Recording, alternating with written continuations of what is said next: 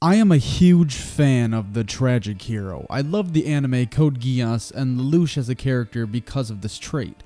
It goes against the standard of main characters by making it seem like they are more of a villain, even though they are pursuing a goal that seems good to them. Today we look at another anime just like that. What's up guys, it's Kent from Spartan Media Reviews, here to review the anime, Death Note. The story of Death Note takes place in Japan with the main character, Light Yagami, picking up a notebook off the ground of his high school campus known as the Death Note. According to the rules inside, if you write a person's name in the notebook, that person will be killed in any way specified. However, if not specified, they will die of a heart attack. Light doesn't believe this and decides to write a criminal's name into the notebook that he saw on television. That criminal was then killed on the live broadcast.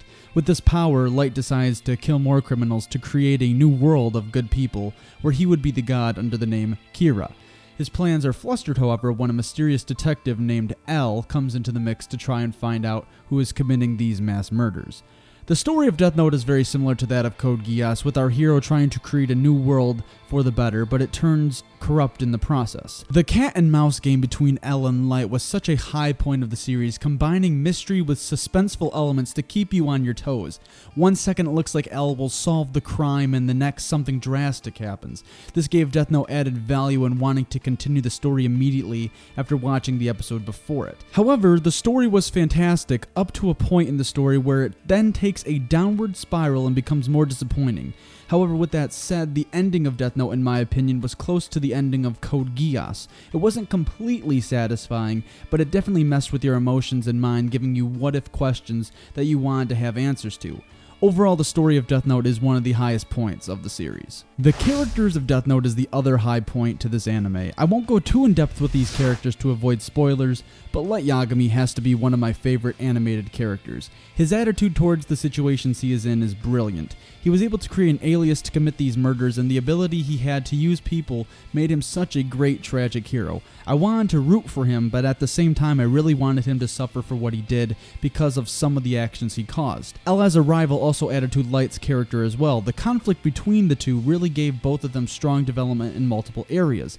Overall, the characters of Death Note were great. The supporting cast for the most part gained plenty of screen time and was able to gain enough detail that we were able to get a good backstory for most of them as well. Death Note was animated by Studio Madhouse. The animation of Death Note is good in my opinion, but not great. The art style, however, gave way to a great feel for the show. Since this show is more suspense thriller than action, that style fit very nicely. The character designs look crisp and clean, and the details of the background visuals look very nice as well. The soundtrack to Death Note was amazing. They were able to make any scene seem like everyone's life was on the line. The potato chip scene in particular comes to mind because the soundtrack really played a huge role in that scene in my opinion. I loved Light's theme, and both the openings and endings were very nice as well. The metal openings and endings worked well with the characters and what they wanted to accomplish. I believe that the dub for this show was of high quality as well. Each voice actor was able to convey their character's personality very nicely. Brad Swale in particular, who is the voice of Light, was top notch. The raw emotion coming out of some of those tense scenes were amazing. He even made the potato chip scene seem more epic than it already was. Overall, both the soundtrack and the dub made the show that much better. Now, with everything that I've said, does Death Note deserve a recommendation? If you have not seen the show yet, then definitely go check it out. Death Note is a show that reached a fantastic climax only to free fall severely for a long period of time. Although the ending was somewhat satisfying, the show had opportunities to reach even higher levels. In my opinion, I believe that this anime should have finished with around 27 episodes and not the 37 that it had, because they prolonged the story and introduced more unlikable characters to conclude this series. With that said, however, the story is still one of my favorites and is definitely a must-watch if you haven't seen it yet.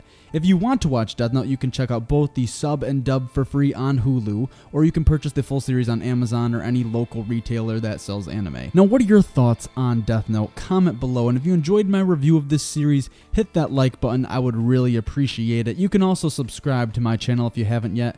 I would really appreciate that as well. Follow me on Twitter and Hummingbird just to keep up to date with the current things that I'm doing. And with all that said, I will catch you guys in my next review. Thank you for watching.